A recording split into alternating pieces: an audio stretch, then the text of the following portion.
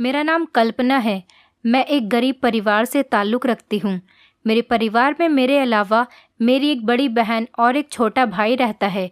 हम दोनों बहनें बड़ी थीं, इसीलिए हम अपने छोटे भाई को बहुत ज़्यादा प्यार किया करते थे। गरीबी के कारण हम दोनों बहनें तो पढ़ लिख नहीं सके, लेकिन हमने ठान लिया था कि हम अपने छोटे भाई को इतना पढ़ा लिखा देंगे कि वो अपने पैरों पर खड़ा हो जाएगा, ताकि वो बड़ा होकर अपना भी ख्याल रख सके और हमारा भी। हमारे माता पिता दोनों ही हमें इस दुनिया से छोड़कर जा चुके हैं। हम तीनों भाई बहन ने अनाथों वाली ज़िंदगी गुजारी है। हम दोनों बहनें पढ़ी लिखी नहीं थीं, बस ऐसे ही छोटा मोटा कामकाज करके हम अपना गुजर बसर कर रहे थे। मेरी बड़ी दीदी बहुत शर्मीली थीं और वो हमेशा घर के कामों में ही लगी रहती थी, इसलिए वो घर से बाहर कम ही निकलती थी।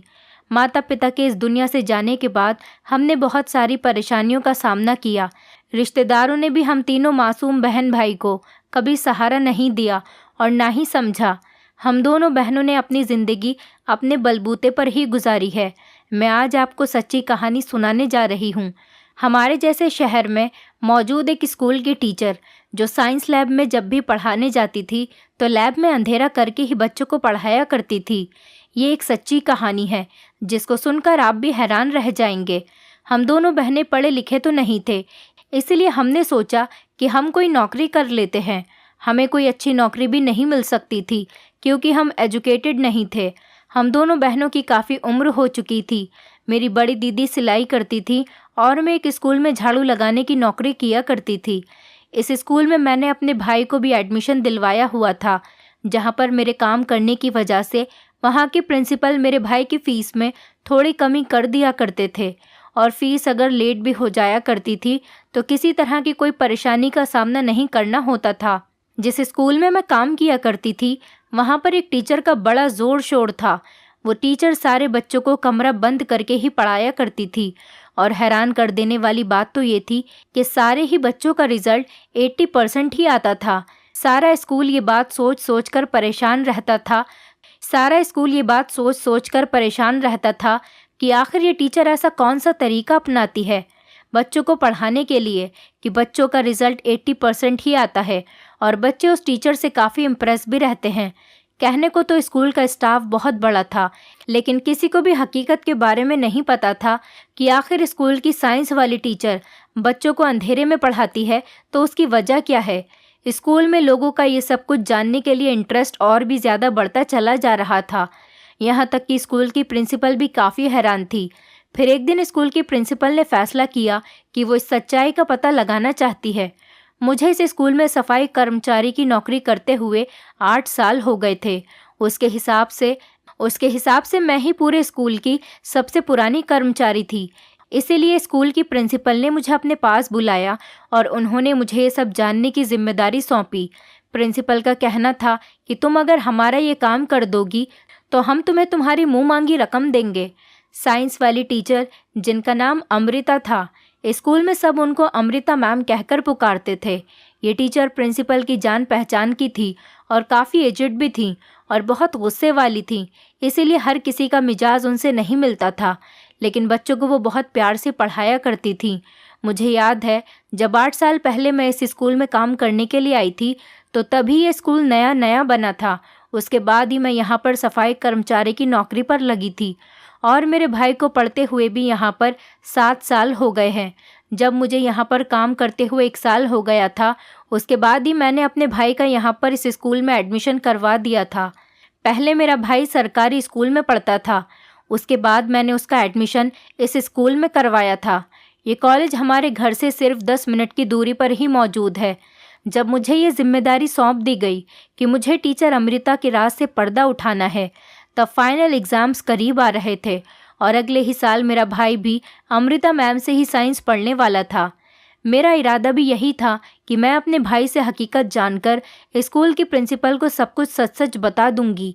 मैंने ये जिम्मेदारी सिर्फ पैसों के लालच में आकर ली थी और मेरा कोई गलत मकसद नहीं था, क्योंकि मेरे घर में पैसों की कमी थी, इसलिए मुझे पैसों की ज़रूरत भी बहुत थी। उसके लिए मैं ये काम करने के लिए तैयार हो गई थी। मैं नहीं जानती थी कि इस सच्चाई का पता कैसे लगाया जाएगा और मुझे कितनी मुश्किलों का सामना करना पड़ेगा। अगर मुझे पता होता कि इस रात से पर्दा उठाने में मुझे इतनी ज़्यादा परेशानियों का सामना करना पड़ेगा और मेरी ज़िंदगी का सारा सुकून बर्बाद हो जाएगा, तो मैं हरगिज़ ये काम करने के लिए राज़ी नहीं होती। लेकिन अब जबकि मैं अपनी ये जिम्मेदारी पूरा करने के लिए प्रिंसिपल से वादा कर चुकी थी, तो वादे से फिरना मुझे फिर ठीक नहीं लगा और फिर मैंने इस काम से न जाने कितने स्टूडेंट की ज़िंदगी बचा दी, क्योंकि हर सुनने और देखने वाले को तो टीचर के बारे में जानकर सबसे पहले स्टूडेंट्स की ही फिक्र होती थी। और हैरत की बात तो ये थी कि किसी भी स्टूडेंट ने आज तक ना ही उनकी शिकायत की थी और ना ही कभी कोई स्टूडेंट पढ़ाने के इस अंदाज की वजह से कम नंबर से पास हुआ था या फिर फेल हुआ था। प्रिंसिपल को सच्चाई के बारे में बहुत इंटरेस्ट आ रहा था कि आखिर इस तरह पढ़ाने की क्या वजह है।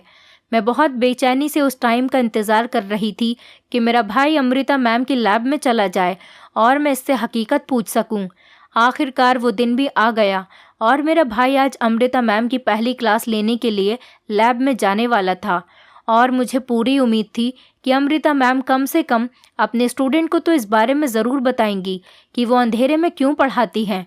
हमारा भाई हम दोनों बहनों से कोई भी बात नहीं छुपाता था, इसलिए मुझे इस बात का यकीन था कि वो मुझे हर हकीकत बता देगा और आज आखिरकार अमृता मैम के राज से पर्दा भी उठ जाएगा। आज भी रोज़ की तरह मैं स्कूल जाने के लिए जल्दी उठ गई थी और अपने भाई का फेवरेट नाश्ता बनाकर तैयार कर रही थी। हर रोज़ मैं अपने भाई को लेकर ही स्कूल जाया करती थी। अब तो वो काफ़ी बड़ा हो गया था, लेकिन बचपन से ही उसकी आदत थी। जब से उसका इस स्कूल में एडमिशन हुआ था, तब से ही हम दोनों भाई बहन एक साथ ही स्कूल जाया करते थे।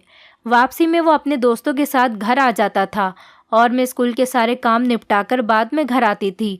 मेरी बड़ी दीदी तो देर से सोकर उठती थी, इसीलिए हम दोनों भाई बहन सुबह सवेरे अपने हाथ से नाश्ता तैयार करके स्कूल के लिए निकल जाते थे। मैं रोज़ की तरह नाश्ता बनाते टाइम उसको बार बार यही याद दिला रही थी कि वो जैसे ही क्लास में जाएगा और कमरे में अंधेरा होगा तो वो अमृता मैम से अंधेरे की वजह पूछेगा और मुझे वापस आकर वजह ज़रूर बताएगा। उसके बाद हम दोनों भाई बहन स्कूल में चले गए और मेरा भाई अपनी क्लास में चला गया और मैं छुट्टी का इंतज़ार करने लगी। मैं बहुत खुश थी। आज ही प्रिंसिपल को सारी सच्चाई बताकर पैसे हासिल कर लूँगी। प्रिंसिपल ने मुझे मुँहमांगी रकम देने का वादा किया था, इसलिए मैंने सोच लिया था कि मुझे प्रिंसिपल से 10 लाख रुपए मांगने हैं। मेरा भाई रोज़ की तरह एक के बाद दूसरी क्लास लेता जा रहा था और आखिर में वो साइंस लैब में चला गया। मैं भी बहाने से लैब के अंदर गई कि शायद कुछ सुन सकूं, लेकिन मैं कुछ भी नहीं जान पाई थी और मुझे कुछ देर बाद उस कमरे से बाहर आना पड़ा। मुझे एक बात बहुत हैरत वाली लग रही थी और वो ये थी कि इस साइंस लैब के अंदर का नज़ारा। ये लैब एक ख़ास मैप के मुताबिक बनाई गई थी और प्रिंसिपल के पूछने के बावजूद भी अमृता मैम ने कभी भी इस मैप के मुताबिक लैब बनाने के राज से कभी पर्दाफाश नहीं किया था। अमृता मैम इस स्कूल के मालिक की जान पहचान की थी, इसलिए स्कूल के प्रिंसिपल कुछ ज़्यादा पूछताछ भी नहीं कर पाई थी। उसके बाद मेरा भाई जैसे ही लैब के बाहर आया, मैं फ़ौरन उसे घर ले गई ताकि हकीकत मालूम कर सकूं। मैं सारे रास्ते बहुत खुश थी कि आज मुझे हकीकत का पता चल जाएगा और कल मुझे बड़ी रकम मिल जाएगी। लेकिन घर पहुंचते ही मेरी खुशी तब गायब हुई जब मेरे भाई ने मुझे कुछ भी बताने से इनकार कर दिया और वो यही कह रहा था कि हमें इसी तरह पढ़कर समझ आ रहा था और हमें अमृता मैम के इस तरह पढ़ाने का ये अंदाज़ बहुत पसंद आया और उन्होंने हमें अंधेरे में ही पढ़ाया। अब मैं उससे और कोई भी डिटेल लेना चाहती तो वो सामने से खामोश ही हो जाता था, कुछ भी बताने के लिए तैयार ही नहीं था। सारा दिन बार बार मैं उससे किसी न किसी बहाने से पूछती रही, लेकिन उसकी खामोशी नहीं टूटी। मेरी बड़ी बहन ने भी उससे पूछने की काफ़ी कोशिश की तो वो चुप ही रहा। अब मुझे बहुत परेशानी होने लगी थी कि कल मैं प्रिंसिपल को क्या जवाब दूंगी, क्योंकि वो तो कल मुझसे अमृता मैम की असलियत के बारे में ज़रूर पूछेंगी। न चाहते हुए भी अगले दिन मुझे स्कूल जाना पड़ा और जैसी उम्मीद थी मुझे वैसा ही हुआ। मेरे स्कूल जाते ही स्कूल के प्रिंसिपल ने मुझे अपने ऑफिस में बुलाया। मैं वहाँ पर गई और सारी हकीकत बताकर उनसे थोड़ा सा और टाइम मांगा ताकि मैं असलियत सबके सामने ला सकूं। उन्होंने कुछ भी बिना सोचे समझे मुझे थोड़ा और वक्त दे दिया। मैं काम करते हुए सोचती रही कि मैं आखिर किस तरह से असलियत का पता लगा सकूं। मैं सोचते हुए अमृता मैम के ऑफिस की सफाई कर रही थी। तब अमृता मैम के पास किसी का फ़ोन आया और वो फ़ोन पर बात करने लगी। मैंने आज से पहले उन्हें कभी भी किसी से फ़ोन पर इतनी लंबी बात करते हुए नहीं देखा था और ना कभी किसी से बातचीत करते हुए उन्हें इतना खुश देखा था। मैंने जानबूझकर अपने काम की रफ्तार कम कर दी और कान लगाकर मैं उनकी सारी बातें सुनना चाहती थी कि आखिर वो किससे बात कर रही हैं, और फिर शायद मुझे उनके राज से पर्दा उठाने का कोई सबूत या रास्ता मिल जाए। फिर वही हुआ जो मैं चाहती थी और मुझे उनके फ़ोन पर बात करने की वजह से एक बेहतरीन रास्ता दिखाई दिया जिसकी मदद से मैं अमृता मैम की असलियत सामने ला सकती थी। ऐसा समझो कि उसकी कमज़ोरी मेरे हाथ में आ गई थी। अमृता मैम किसी से फ़ोन पर बातें करने में इतनी मगन थी कि उनका मुझ पर से ध्यान हट गया था और वो खुलकर फ़ोन पर बात कर रही थी। अमृता मैम ने कॉल पर बात करते हुए उस इंसान से कहा कि तुम्हें तो पता है मैं अपने दोस्तों के अलावा किसी से अपनी बातें शेयर नहीं करती हूँ। जब से मेरे पति की मौत हुई है तब से तो तुम्हारे अलावा किसी और से बात नहीं होती, क्योंकि सब दोस्त किसी न किसी मतलब के लिए मेरे साथ थे। लेकिन एक तुम ही तो हो जो इतने सालों से मेरे कांटेक्ट में हो और बिना किसी मतलब के मुझसे बात करती हो। फिर कुछ देर बाद दूसरी तरफ की बात सुनने के बाद अमृता मैम हंसते हुए कहने लगी कि हाँ, तभी तो लैब का राज सिर्फ तुम ही को मालूम है। ये राज तो मेरे पति को भी नहीं पता था, लेकिन तुम इतनी अच्छी दोस्त हो कि तुम्हारा हक बनता है कि मैं तुमसे अपनी हर पर्सनल बात शेयर किया करूं। ये सुनकर तो मैं चौंक गई थी कि इस राज के बारे में अमृता मैम के अलावा भी किसी को अगर पता था तो वो थी उनकी दोस्त। अब जो प्लान मेरे दिमाग में आया उस पर फोकस करने के लिए मुझे कुछ वक्त चाहिए था, लेकिन मुझे यकीन था कि मैं इस तरीके से ज़रूर कामयाब हो जाऊंगी। सारी बातें मैं सुन चुकी थी। थोड़ी देर बाद ही अमृता मैम ने अपना फ़ोन बंद कर दिया था। उसके बाद मैं फ़ौरन ही स्कूल से घर चली गई और अपनी बहन को जाकर सारी बात बता दी। मैंने अपनी बहन को इस प्लान के बारे में सब कुछ बता दिया और कहा, तुम ऐसा करो, कल जब अमृता मैम स्कूल से अपने घर जाएंगी तो तुम मेरे स्कूल के बाहर आ जाना और किसी बहाने से अमृता मैम से बातचीत शुरू कर देना। इस तरह तुम उनके सामने बार बार आती रहना और 1 महीने बाद ही तुम उनकी अच्छी दोस्त बन जाओगी, जिससे वो अपना ये राज तुम्हें आसानी से बता देंगी। पहले मेरी बहन मुझे चौंक कर देखने लगी कि जो बात किसी को इतने साल में नहीं पता चल सकी वो 1 महीने में उनको कैसे पता चल जाएगी।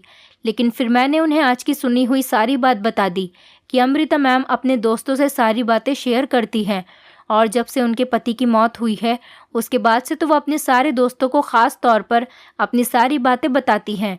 मेरी बहन इस काम के लिए राज़ी हो गई थी और सारा दिन हम अलग अलग तरीके से सोचते रहते थे कि किस तरह से मेरी बहन अमृता मैम के सामने आए और उनका भरोसा जल्द से जल्द हासिल कर ले। अगले दिन प्लान के मुताबिक मेरी बहन स्कूल से कुछ दूरी पर ही खड़ी हो गई थी।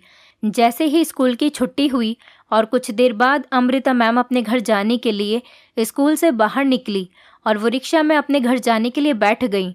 मेरी बहन ने उनका पीछा किया और प्लान के मुताबिक मेरी बहन ने उनके घर पहुंचते ही उनसे बातचीत करने की कोशिश की।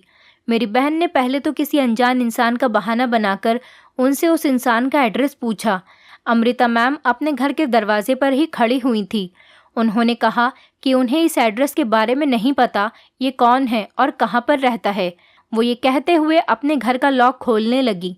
मेरी बहन ने कहा कि ये मेरे किसी रिश्तेदार का घर है, मैं यहाँ पर अनजान हूँ, इसीलिए अपने रिश्तेदार का घर तलाश कर रही हूँ।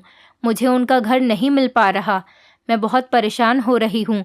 मैं इस शहर में किसी को नहीं जानती। अपने रिश्तेदार का नंबर ट्राई करने की कोशिश कर रही हूँ, लेकिन नंबर नहीं लग पा रहा।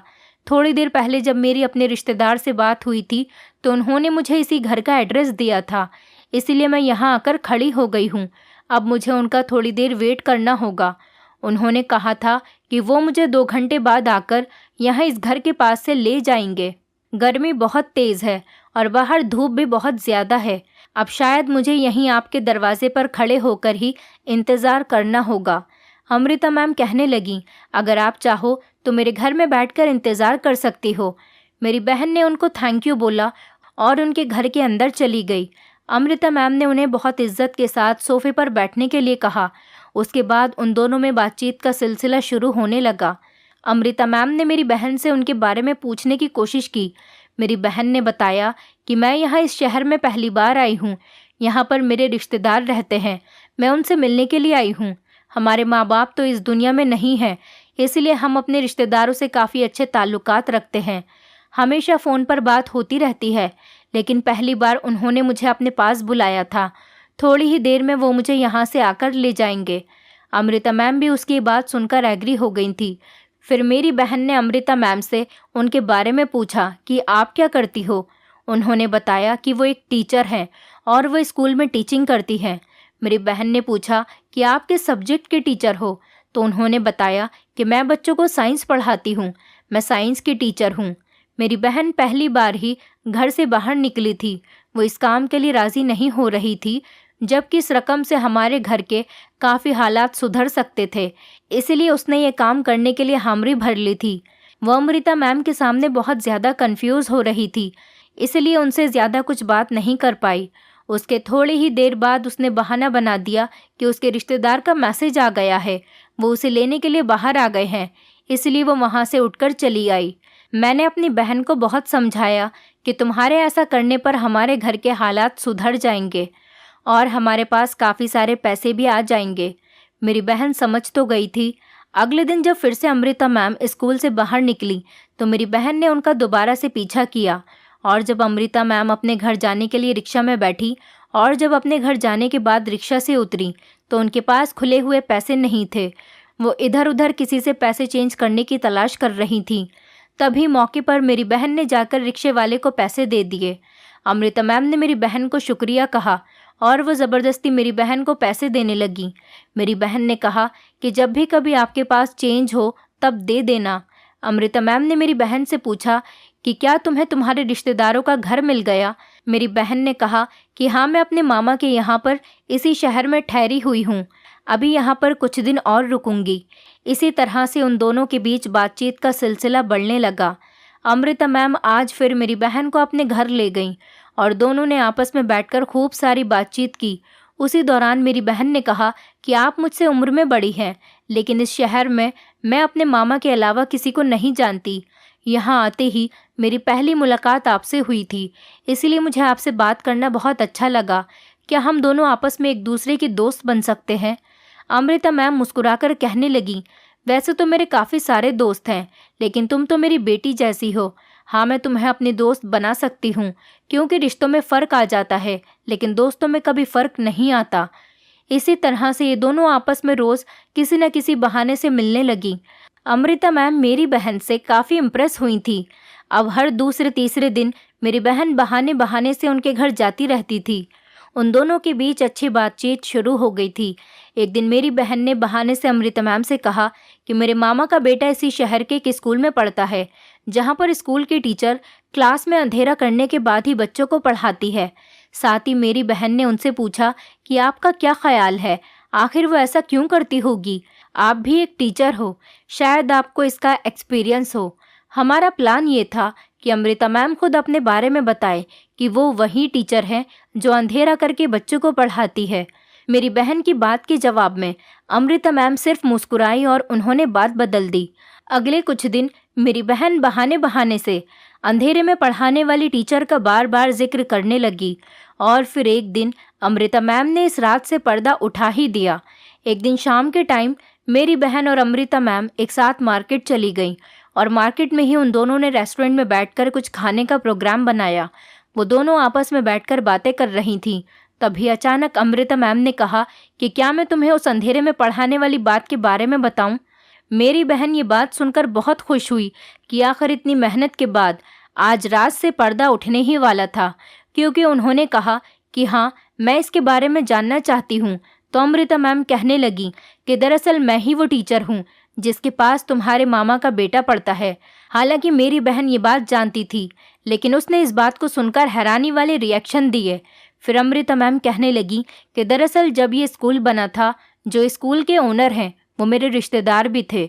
मैंने उनसे बात की कि हमें कुछ ऐसा करना चाहिए जिससे हमारा स्कूल फेमस हो जाए और सब इस स्कूल में आना चाहें।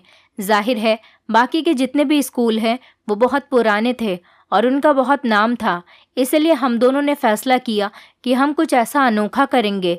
और फिर ओनर ने मुझे कॉलेज में हायर कर लिया। मैंने एक अनोखे तरीके से लैब बनवाई, क्योंकि मैंने बाहर दूसरे देश में जहाँ पर पढ़ाई करी थी वहाँ पर देखी थी। ये लैब एक बहुत बड़े कमरे पर बनवाई गई थी और इस बड़े से कमरे के अंदर छोटे छोटे बहुत सारे कमरे भी बने हुए थे, लेकिन इन कमरों की दीवारें लकड़ी से बनी हुई थी और छत नहीं थी, बल्कि चारों तरफ से वो कमरा बंद हो जाता था, लेकिन छत से खुला रहता था। इस बड़े कमरे में ऐसे छोटे छोटे लगभग 8 कमरे थे और हर एक छोटे कमरे में लैब का हर ज़रूरी सामान मौजूद था। अमृता मैम ने बताया कि ऐसी लैब बनवाने का मकसद ये था कि ऐसी अनोखी लैब की वजह से लोग इससे इम्प्रेस होने लगेंगे, और कुछ लोग इम्प्रेस भी हुए थे और अगले कुछ ही सालों में काफ़ी एडमिशन हुए थे। जब लैब का टाइम होता तो अमृता मैम हर एक कमरे में 4 से 5 टीचर्स को भेज देती थी और इस तरह से एक ही टाइम में कम से कम 30 से 40 बच्चों पर एक साथ क्लास की लैब हो जाती थी। फिर अमृता मैम हर एक लैब के अंदर जाती और बच्चों को बताती कि उन्होंने आज क्या टास्क परफॉर्म करना है। हर बार वो बच्चों को अलग अलग ग्रुप बनाकर बच्चों को कमरे में भेजती और सबको अलग तरह के टाइम पर पूरा करने के लिए एक एक टास्क दे देती, जिसकी वजह से उन सबको आपस में बात करने का मौका नहीं मिलता था और सबका ध्यान लैब में होता और सबका रिजल्ट भी बहुत अच्छा आता था। 2-3 साल तो इस लैब की वजह से काफ़ी एडमिशन हुए, लेकिन इसके बाद फिर एडमिशन की तादाद कम होने लगी थी। फेमस होने के लिए एक और काम किया गया और वो ये कि अमृता मैम ने अब लैब में अंधेरा करना शुरू कर दिया। ऐसा लगता था जैसे लैब में अंधेरा है, लेकिन दरअसल छोटे कमरों में बिजली मौजूद होती थी। साथ ही अमृता मैम बच्चों से वादा लेती कि इस रोशनी और अंधेरे के बारे में किसी को नहीं बताओगे और तुमसे जो भी पूछे उससे यही कहोगे कि हमें इसी तरह से समझ आता है। अमृता मैम हमें इसी तरह पढ़ाती हैं। वो बच्चों से कहती थी कि तुम अगर सबको बता दोगे कि कमरे में रोशनी होती है तो मैं बीच सेशन में ही पढ़ाना छोड़ दूंगी और तुम सब लोग फेल हो जाओगे। इसका मतलब ये था कि अमृता मैम झूठ बोलती थी कि वो अंधेरे में बच्चों को पढ़ाती हैं और बच्चे भी झूठ बोलते थे कि वो बच्चे क्लास में अंधेरा हो जाने के बाद पढ़ते हैं और उन्हें बहुत मज़ा आता है। ये बात तो ठीक है कि बच्चों को जब अमृता मैम अलग अलग तरह से टास्क देती थी तो उन्हें पढ़ने में बहुत मज़ा आता था और बच्चों को अमृता मैम के साथ पढ़ना बहुत अच्छा लगता था। इसीलिए कोई भी बच्चा नहीं चाहता था कि अमृता मैम के अलावा और कोई टीचर आए। इसी तरह से बच्चों को पढ़ने में बहुत मज़ा आता था और उनके नंबर बहुत अच्छे आते थे और बच्चे उनसे इस बारे में किसी को ना बताने का वादा कर लिया करते थे। और अमृता मैम ने स्कूल के प्रिंसिपल तक को ये बात नहीं बताई थी, क्योंकि ये राज सिर्फ बच्चे, अमृता मैम और स्कूल के ओनर के बीच ही था। प्रिंसिपल को भी ये बात इसीलिए नहीं बताई गई थी क्योंकि कहीं वो ये राज किसी दूसरे स्कूल में न बेच दे। इसी तरह धीरे धीरे ये बात फैलना शुरू हो गई कि स्कूल की टीचर अंधेरे कमरे में पढ़ाती है और लोग हैरत के मारे अपने बच्चों को इस स्कूल में एडमिशन दिलवाते रहे ताकि असलियत जान सकें। लेकिन आज तक किसी भी स्टूडेंट ने अपने मुंह से असलियत किसी को भी नहीं बताई और अब बाकी स्कूल के बंद हो जाने के बाद यहाँ के एडमिशन की तादाद 2 गुना बढ़ गई थी। मेरी बहन ये जानकर दंग रह गई थी और उसके बाद वो बड़ी मुश्किल से घर पहुँची और आकर उसने मुझे सारी सच्चाई बताई। हम लोग हैरान रह गए थे कि सिर्फ फेमस होने के लिए कोई ऐसा कैसे कर सकता है कि बच्चों से वादा ले और उन्हें ना पढ़ाने की धमकी दे और उन्हें सच्चाई बताने से रोके। खैर, मैं अगले दिन स्कूल गई और प्रिंसिपल को सारी सच्चाई बता दी थी। तब मुझे पता चला कि स्कूल की प्रिंसिपल ने ये सब बात जानने का जिम्मा मुझे नए हेड की वजह से दिया था। स्कूल के ऑनर की मौत हो चुकी थी, जिन्होंने अमृता मैम का साथ दिया था, और नए ओनर इस बारे में जानना चाहते थे, इसीलिए उन्होंने मुझे ये जिम्मेदारी दी थी। मेरे सिवा ये काम कोई नहीं कर सकता था क्योंकि सफाई करने के लिए सारे क्लासेस में जाने की परमिशन सिर्फ मुझे ही थी। उसी दिन प्रिंसिपल ने मुझे 10 लाख रुपए का चेक दे दिया था और उन्होंने मेरा बहुत शुक्रिया अदा किया और अब मुझे लगा कि मेरी ज़िंदगी थोड़ी आसान हो जाएगी। लेकिन उसके बाद मेरे साथ एक ऐसा हादसा हुआ, इसके बारे में मैंने कभी सोचा भी नहीं था। वो दिन तो जैसे तैसे गुजर गया था, लेकिन जब अगले दिन मैं स्कूल गई तो वापसी में मेरा भाई खामोश था। मैं उससे बात करने की कोशिश करती रही, लेकिन वो मुझसे बात नहीं कर रहा था। उसका मूड कुछ बदला बदला सा लग रहा था। मैंने और मेरी बहन ने उससे बात करने की काफ़ी कोशिश की, लेकिन वो हम दोनों बहनों से ही नाराज़ हो गया था। हमें लगा शायद वो थक गया है, थकान की वजह से खामोश है। लेकिन जब रात तक वो ऐसे ही खामोश रहा तो मैंने और मेरी बहन ने उससे पूछा कि आखिर तुम्हें क्या हुआ है, तुम हम दोनों से बात क्यों नहीं कर रहे हो। तब उसने शिकायत के अंदाज में जो हकीकत हमें बताई, उसको सुनकर तो हमारे सर पर आसमान ही टूट पड़ा था। उसने कहा कि कल स्कूल की प्रिंसिपल ने अमृता मैम से बात करके उन्हें शाबाशी दी थी कि उनकी वजह से स्कूल का कितना नाम हुआ है। अब अमृता मैम नॉर्मल तरीके से पढ़ाएंगी, क्योंकि अब हर साल काफ़ी एडमिशन होते हैं और वो एडमिशन अब किसी पूछताछ की वजह से नहीं, बल्कि इसलिए होते हैं कि स्कूल में पढ़ाई बहुत अच्छी तरह से होती है। तब अमृता मैम को बहुत धक्का लगा कि आखिर उनका वादा किसने तोड़ा और उनका राज किसने प्रिंसिपल को बता दिया। तब उन्होंने प्रिंसिपल से पूछा और प्रिंसिपल ने बता दिया कि हमें यह हकीकत स्कूल की सफाई कर्मचारी कल्पना ने बताई है, क्योंकि उन्हें तो नहीं पता था कि मैंने किस तरह से हकीकत का पता लगाया है, और शायद ये भी नहीं जानती होगी कि मेरा भाई उसी क्लास में पढ़ता है। लेकिन अमृता मैम को ये बात अच्छी तरह मालूम थी कि मेरा भाई उनकी क्लास में पढ़ता है। उसके बाद उनको मेरे भाई पर शक हो गया कि इसी ने मेरा वादा तोड़ा होगा और इसने ही अपनी बहन को इस राज के बारे में बताया होगा। इसके बाद इसकी बहन ने प्रिंसिपल को सारी सच्चाई बता दी। उन्होंने मेरे भाई से कहा कि तुमने वादा तोड़ा है, इसलिए अब मैं तुम्हें अपनी क्लास में नहीं पढ़ाऊंगी, चाहे तुम फेल ही क्यों ना हो जाओ। इसीलिए मेरा भाई इस कदर उदास था, क्योंकि साइंस उसे कुछ खास पसंद नहीं थी, लेकिन अमृता मैम के पढ़ाने के अंदाज से उसको सब कुछ समझ आ रहा था। उसको डर था कि अब वो फेल हो जाएगा और वो इसी बात का गुस्सा हम दोनों बहनों पर निकाल रहा था। मुझे प्रिंसिपल पर बहुत गुस्सा आ रहा था। उन्होंने मेरा नाम इस्तेमाल किया था। अगले दिन मैंने प्रिंसिपल को इस बारे में बताया तो उन्होंने मुझसे कहा कि उन्हें अंदाज़ा नहीं था कि तुम्हारा भाई भी उसी क्लास का स्टूडेंट है और उसे इस तरह का नुकसान उठाना पड़ेगा। लेकिन उन्होंने कहा कि वो अमृता मैम से इस बारे में ज़रूर बात करेंगी। उन्होंने अमृता मैम को बुलाकर उनसे बात की तो उनको गुस्सा आ गया और वो कहने लगी कि जब एक बच्चे ने भरोसा तोड़ा है तो उसे सज़ा मिलनी ही चाहिए, वरना वो रिज़ाइन दे देंगी। उस टाइम उनका स्कूल छोड़कर जाना तो प्रिंसिपल अफोर्ड नहीं कर सकती थी, इसीलिए उन्होंने इस मामले में अपने हाथ खड़े कर लिए, क्योंकि वो एक बच्चे के फ्यूचर के लिए सारे स्कूल के बच्चों का फ्यूचर दांव पर नहीं लगा सकती थी। मैं बहुत परेशान हो गई थी कि अब क्या होगा। स्कूल ख़त्म होने के बाद हम घर पर गए तो मैंने अपनी बहन को सब कुछ सच सच बता दिया। मेरी बहन ने कहा कि हमें अमृता मैम को सारी सच्चाई बता देनी चाहिए, फिर शायद हमारे भाई का फ्यूचर तबाह न हो। उसी दिन शाम के टाइम हम दोनों बहनें अमृता मैम के घर चले गए। मुझे अपनी दोस्त के साथ देखकर अमृता मैम हैरान रह गई थी और जब उन्हें पता चला कि ये मेरी बहन है तो उनकी आंखें फटी की फटी रह गई थी। मेरी बहन ने धीरे धीरे हम दोनों के प्लान के बारे में उनको सब कुछ बता दिया, ताकि वो इसका कसूरवार हमारे भाई को न समझें, क्योंकि इसमें हमारे भाई की कोई गलती नहीं थी, बल्कि उसने आपका कोई वादा नहीं तोड़ा था। हम ये सच्चाई जानना चाहते थे, इसलिए हमें ये सब कुछ करना पड़ा। पर अमृता मैम ये सब सुनकर सदमे की हालत में आ गई थी और फिर वो कहने लगी कि पहले तो शायद मैं इस बच्चे को माफ़ कर देती, लेकिन अब तुम दोनों को माफ़ नहीं करूँगी और तुम दोनों की गलती की सज़ा तुम्हारे भाई को मिलकर ही रहेगी, क्योंकि तुमने मेरा राज फाश कर दिया और मेरा दोस्ती पर से भी यकीन तोड़ दिया। मेरी बहन ने उन्हें समझाने की बहुत कोशिश की, लेकिन वो नहीं मानी। मजबूरन हमें उनके घर से वापस आना पड़ा।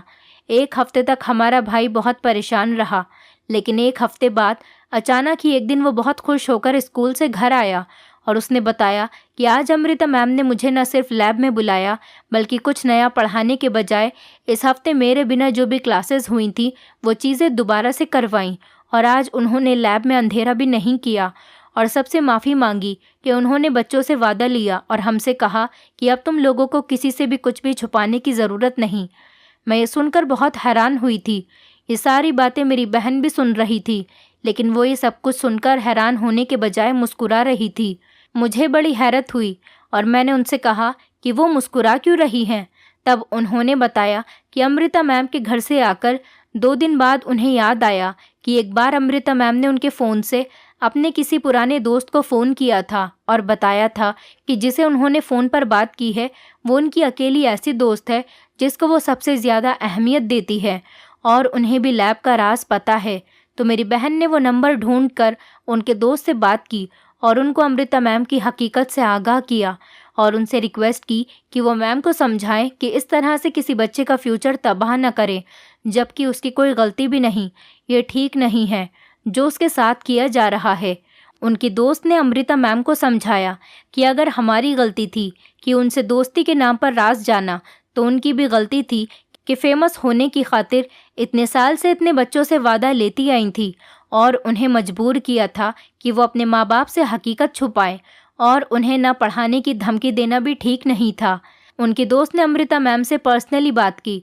उन्हें क्या बात की ये तो हमें नहीं पता, लेकिन उस कॉल की वजह से अमृता मैम को अपनी गलती का एहसास हो गया था और उन्होंने हमारे भाई को वापस क्लास में बुला लिया था।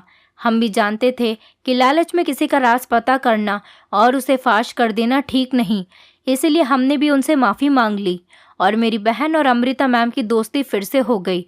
लालच बुरी बला है, ये बात तो बिल्कुल ठीक है, लेकिन हमने अपने ही हालात को सुधारने के लिए इस राज का पता करना चाहा था। आखिरकार हम दोनों बहनों का फ्यूचर ख़राब होता जा रहा था, क्योंकि हम दोनों बहनों ने अपनी जवानी इन उल्टे सीधे कामों में ही ख़राब कर दी थी। अगर हमारे माँ बाप जिंदा होते तो हम कभी भी ये काम नहीं कर रहे होते। अब हमें अकेले ही इस दुनिया का सामना करना था। मेहनत करने के बाद भी हम दोनों अपनी ख्वाहिशों को पूरा नहीं कर पाते थे और फिर हमारे छोटे भाई की पढ़ाई का खर्चा भी हमारे ही ऊपर था। फिलहाल 10 लाख रुपए मिलने से हमारी बहुत सारी परेशानियां दूर हो गई हैं। हमारा भाई भी अब काफ़ी बड़ा हो गया है। अमृता मैम ने हमारे भाई को अच्छी शिक्षा दी है, बल्कि वो तो उसको अलग से ट्यूशन भी देती है। अब भाई को छोटी मोटी नौकरी भी मिल गई है, जिससे वो भी थोड़े बहुत पैसे कमाने लगा है। मेरी बहन ने उन पैसों से एक बुटीक खोल लिया। उसका बुटीक भी अच्छा चल रहा है और मैंने स्कूल से वो सफाई करने वाला काम छोड़ दिया और अपनी बहन के साथ ही बुटीक पर काम करने लगी हूँ। अब हमारी ज़िंदगी अच्छे तरीके से गुजर रही है और हम अपनी ज़िंदगी में बहुत खुश हैं। दोस्तों, उम्मीद करती हूँ आपको हमारी कहानी पसंद आई होगी। कहानी पसंद आई है तो वीडियो को लाइक करें, चैनल पर नए हैं तो चैनल को सब्सक्राइब करें और हाँ, नोटिफिकेशन बेल को ज़रूर दबाएं ताकि अगली अपडेट सबसे पहले आपको मिले।